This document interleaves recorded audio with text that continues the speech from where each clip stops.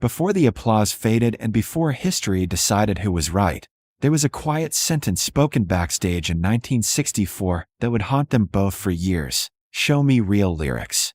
It wasn't shouted. It wasn't meant for headlines. But when Johnny Cash looked across the dim dressing room at a young, sharp-eyed Bob Dylan and said those words, something cracked beneath the surface of American music. Spring, 1964. New York City was buzzing with artistic rebellion.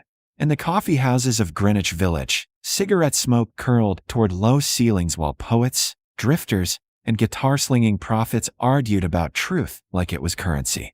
Dylan had become the unofficial voice of that movement, a 23-year-old with a harmonica rack and a notebook full of verses that critics called revolutionary.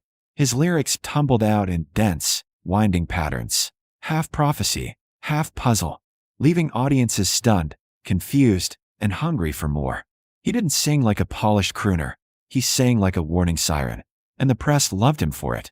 They called him the future, the conscience, the poet laureate of unrest. But that night, backstage at a televised folk showcase uptown, another kind of legend was leaning silently against a wall, watching. Johnny Cash didn't belong to the village scene. He didn't trade in layered metaphors or abstract protest lines. He wore black not for fashion but for funerals, prisons, and the poor. His psalms were direct, almost stark, stories of guilt, redemption, faith, and failure delivered in a baritone that felt carved from oak. By 64, Cash was already a towering figure in country music, respected by everyone from Nashville producers to inmates at San Quentin. He understood crowds. He understood pain. And as he listened to Dylan finish a rapid-fire performance filled with cryptic imagery and applause from critics seated in the front rows, he felt something he couldn't quite name. It wasn't jealousy. It wasn't dismissal. It was doubt. When Dylan stepped off stage, flushed with adrenaline and praise, Cash approached slowly, boots heavy on the floorboards, eyes steady. "Hell of a reaction out there," Cash said, voice calm but unreadable. Dylan offered a crooked grin, brushing back his curls. "Guess they like the words." Cash nodded once. "They like something." There was a pause, long enough for the air to thicken. "But tell me something," Cash continued, folding his arms. "If you took away the poetry, if you stripped it down to bone, what's left?" Dylan's smile tightened. He'd faced critics before, older musicians who didn't understand the new movement, but this felt different. Cash wasn't dismissing him. He was measuring him. "It's all there," Dylan replied. "You just have to listen." Cash stepped closer, lowering his voice so only a few nearby musicians could hear. "I've listened. You're clever, son. Real clever. But clever ain't the same as real." The words landed like a quiet punch. Around them, conversations dimmed. A producer pretending to check cables slowed his movements. A backup singer stopped mid-laugh. Dylan tilted his head, eyes narrowing slightly. "You saying I don't write real?" Cash didn't blink. "I'm saying show me. Show me something a coal miner understands. Something a man sitting alone in a jail cell can feel without needing a dictionary." It wasn't mockery. It wasn't anger. It was challenge. And for the first time in years, Dylan felt young. He had built his identity on being the sharpest lyricist in the room. Reviewers dissected his verses like scripture.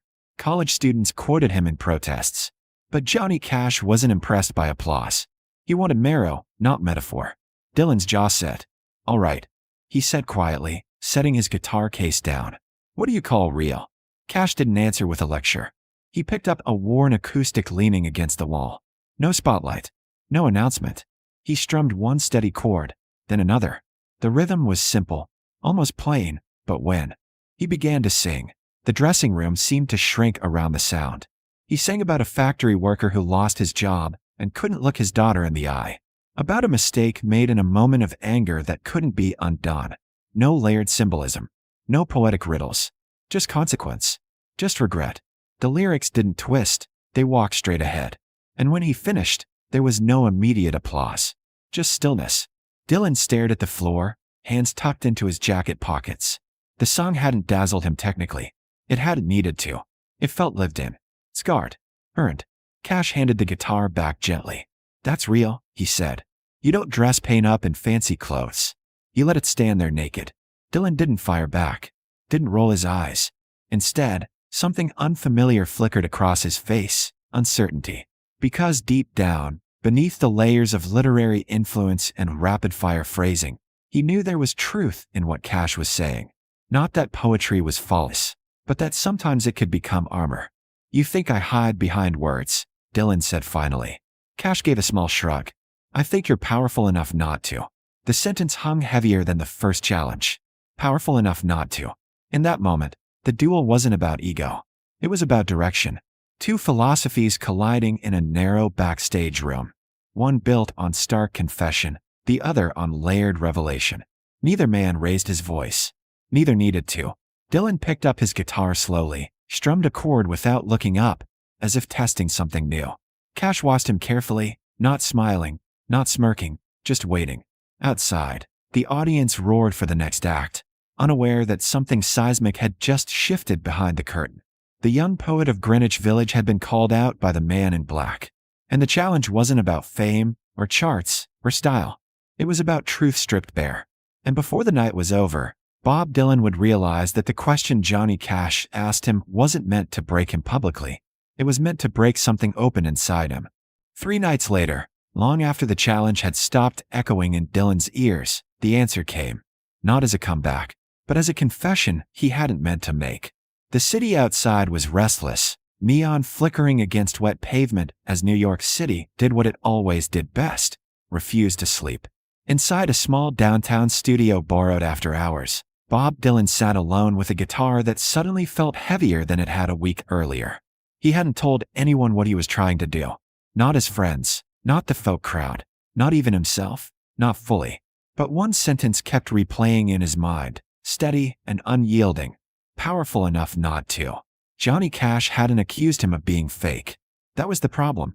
He'd accused him of being capable of more. Dylan had spent the last few years outrunning silence with words, stacking verses like barricades against doubt. Cleverness had been his shield. But now, every time he reached for a winding metaphor, it felt like avoidance. He started over again and again, crossing out lines that sounded impressive but empty, lines that would earn nods instead of understanding. Hours passed. Coffee went cold. The tape machine waited. Finally, the song came. Not fast, not clever, not dressed up. Just a story. A father who never said what needed saying. A son who left town too early and never quite forgave himself. No chorus meant to be chanted at rallies. No phrases that begged to be quoted in newspapers. When Dylan sang it back, his voice didn't rush ahead of the words. It stayed with them, even when they hurt. The next afternoon, he sent word to Johnny Cash, asking if he'd stop by. No explanation, just an address and a time.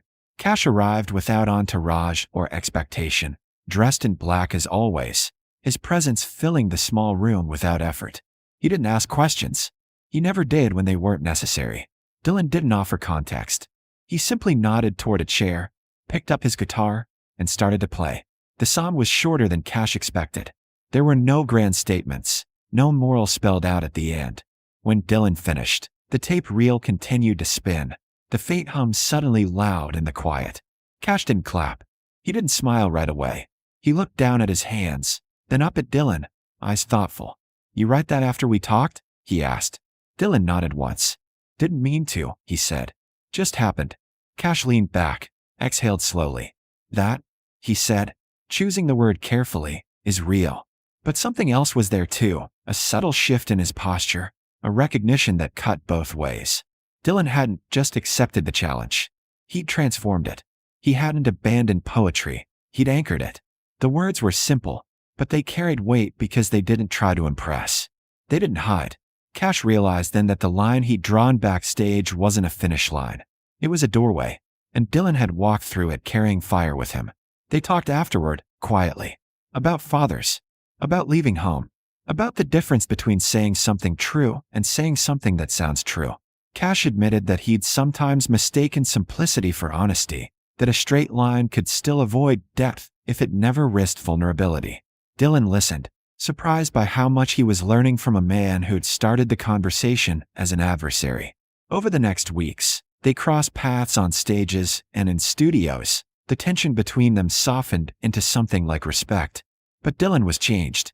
You could hear it in the way he began to leave space between lines, and how silence started doing some of the work words used to do alone. The critics noticed, but didn't fully understand. They wrote about maturation, about new restraint, about a turn toward roots. What they didn't see was the private reckoning behind it. The night a man in black had asked him to strip everything away and stand behind what remained. Cash, for his part, listened differently too. He paid closer attention to the edges of Dylan's songs, to the places where imagery and emotion met. He realized that poetry, when grounded, could reach places blunt truth sometimes couldn't. The challenge he'd issued hadn't broken Dylan the way rivals break each other. It had broken open a door for both of them. Neither said it out loud, but they understood. This wasn't a victory. It was an exchange. And somewhere between Cash's plain-spoken gravity and Dylan's sharpened honesty, American songwriting had shifted, quietly, irreversibly, because one man dared to ask another to be real, and the answer came back deeper than either expected.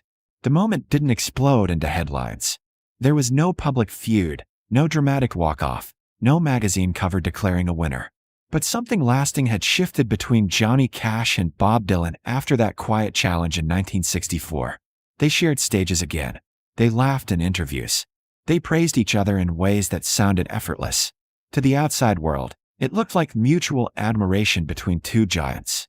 And it was. But underneath the compliments lived the memory of a question that had cut straight through ego. Show me real lyrics. For Dylan, the change wasn't about abandoning poetry. It was about grounding it. His later songs carried both imagery and weight, both metaphor and marrow. He didn't stop being complex. He just stopped hiding inside complexity. There was more breath between lines, more vulnerability beneath the wordplay. Audiences didn't always know why the songs felt different. They just felt it. For Cash, the shift was quieter, but just as deep. He began listening for layers he might once have dismissed.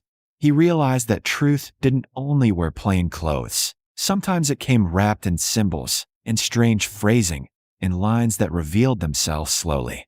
He had challenged Dylan to strip things down, but in doing so, he'd been forced to examine his own certainty about what real meant. Years later, when asked about each other, both men spoke with a kind of measured respect that comes from surviving something important together. Not rivalry, not friendship alone, something sharper. Because the truth is, neither man won that night. Cash didn't prove Dylan was shallow. Dylan didn't prove Cash was limited. What happened instead was harder and rarer. Two artists standing face to face long enough to make each other better. The challenge hadn't broken Bob Dylan. It had broken the illusion that truth only comes one way. And in that crack, between plain-spoken country and poetic fire, something new in American music was born.